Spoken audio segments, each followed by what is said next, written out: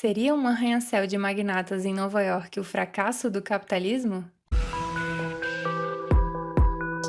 Este é o Visão Libertária, sua fonte de informações descentralizadas e distribuídas. Manhattan é uma das regiões mais cobiçadas e desejadas do mundo. Localizada no coração de Nova York, tendo um dos metros quadrados mais caros e escassos para a construção civil.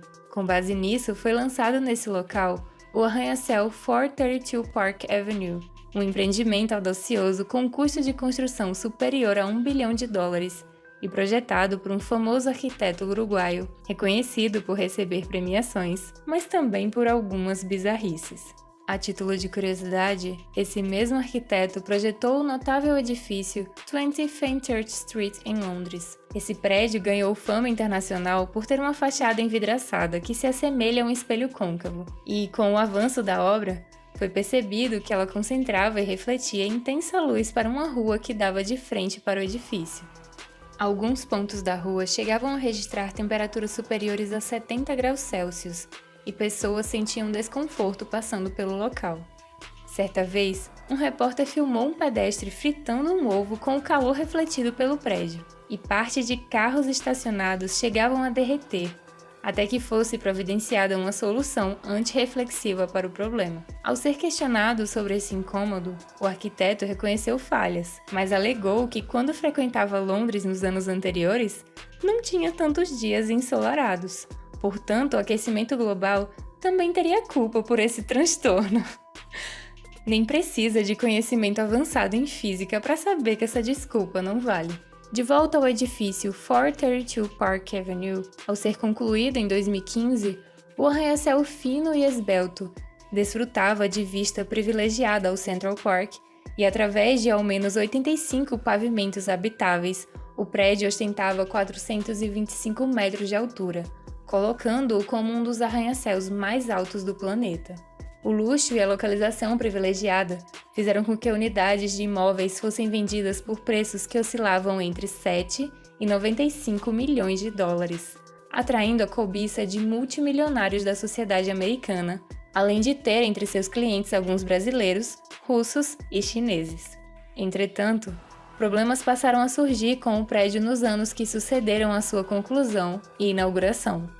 Entre 2016 e 2018, surgiram relatos de rompimentos e falhas de encanamentos que ocasionaram vazamentos e inundações em alguns pavimentos, inclusive fazendo com que entrasse água no poço dos elevadores e os inutilizasse por algumas semanas. Em 2019, durante ventos intensos que atingiam o edifício, um residente ficou preso por mais de 1 hora no elevador. Outros moradores relataram sofrer com problemas de barulhos como rangidos, batidas e cliques, vindo principalmente do elevador. Diante de um empreendimento tão caro e com problemas tão amadores, postagens em grupos de arquitetura ou blogs na internet apontaram o 432 Park Avenue como um sintoma de falha do capitalismo, um sinal de capital sendo gastos com futilidades para as elites. No entanto, o 432 Park Avenue demonstra como o capitalismo e o livre mercado são éticos e superiores. Quando investidores tomam o risco de colocar seu patrimônio em apartamentos e estes apresentam falhas e avarias, o mercado imediatamente pune a alocação ruim de recursos escassos com a desvalorização de suas propriedades. O erro fica evidente para que não seja continuado e repetido. Outro ponto importante é que se uma construção ou qualquer outro tipo de iniciativa é feita com dinheiro de origem privada, você não é obrigado a participar disso, ao contrário do que ocorre com programas governamentais. Os lucros ou prejuízos da operação são tomados apenas por quem se dispôs a se envolver com o projeto. Duas visões libertárias também devem ser acrescentadas. A primeira é de que se um comprador de imóvel adquire uma unidade com um contrato garantindo que o imóvel não deverá apresentar patologias durante alguns anos, e essa promessa não é cumprida, dentro da ética libertária, o comprador tem direito a restituições. A segunda visão libertária é de que o mercado tem incentivos corretos para funcionar. Um prédio não se torna bem-sucedido porque existe um monte de regulamentação e papel rabiscado dizendo como ele deve ter eficiência energética, conforto térmico, boa ventilação, isolamento acústico, baixa manutenção e a ausência de patologias como infiltrações, rachaduras e odores ruins. Todas essas características definem se um apartamento tem bons aspectos de habitabilidade, e habitabilidade é justamente a finalidade proposta desse produto. Portanto, uma construtora tem o interesse de ter boa reputação e ser bem reconhecida pelos seus empreendimentos, pois isso aumenta a quantidade e o valor de suas vendas. No que se refere ao 432 Park Avenue, todos os conflitos são resolvidos por propriedade privada.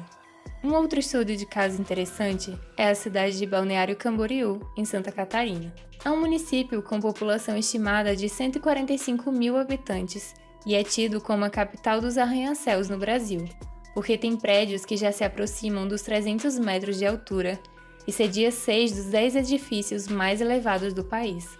Graças a isso, Balneário Camboriú chegou a receber o recorde de mais de 1 milhão de turistas em alta temporada.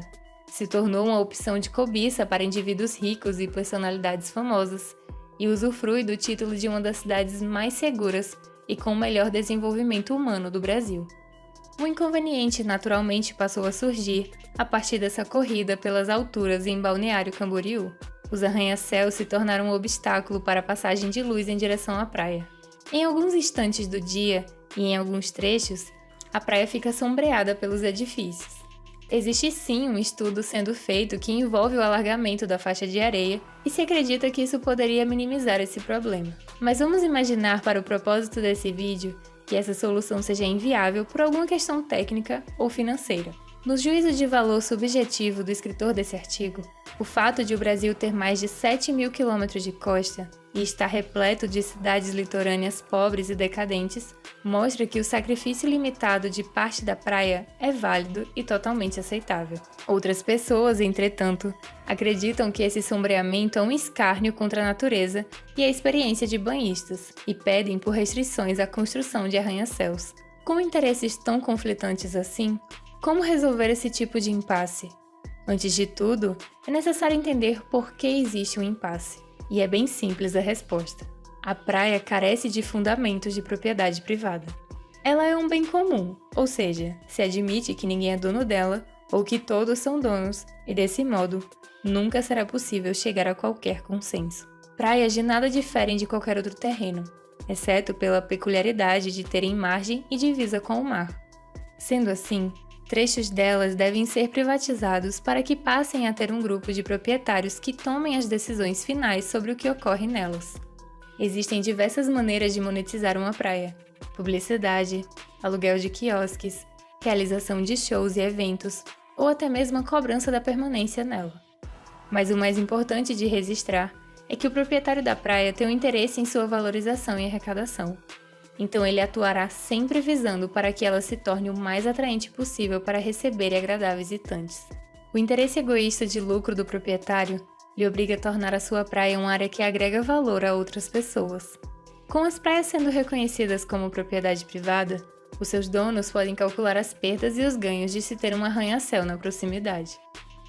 As construtoras e incorporadoras que lançam os prédios teriam alguém para sentar e negociar uma solução para esses empecilhos. Os problemas são sempre resolvidos de forma mais eficiente apenas tendo propriedade privada. Por fim, fica claro que a arrogância de burocratas que impõem de cima para baixo regras sobre construção, planos diretores e leis de uso e ocupação do solo apenas causa malefícios para as cidades. O conhecimento está disperso e distribuído na sociedade. Liberem, enfim, o urbanismo para a livre iniciativa, para que surjam as soluções alternativas e criativas, e que as decisões e riscos sejam tomadas apenas por quem se dispõe a colocar o próprio capital nisso. Obrigada por sua audiência. Esse artigo foi sugerido e escrito por Gabriel Costa, revisado e narrado por JJ Liber. Esse vídeo foi um oferecimento de armataweb.com, cloud e serviços de data center. 100% de compromisso com a satisfação e privacidade dos clientes. Aceitamos Bitcoin? Veja o link na descrição do vídeo. Se você gostou desse vídeo, clique no like e compartilhe em sua rede social. Para ser notificado de outros vídeos, clique em se inscrever e depois no ícone de campainha. Escreva artigos você também. Acesse o nosso site visãolibertaria.com. Até a próxima!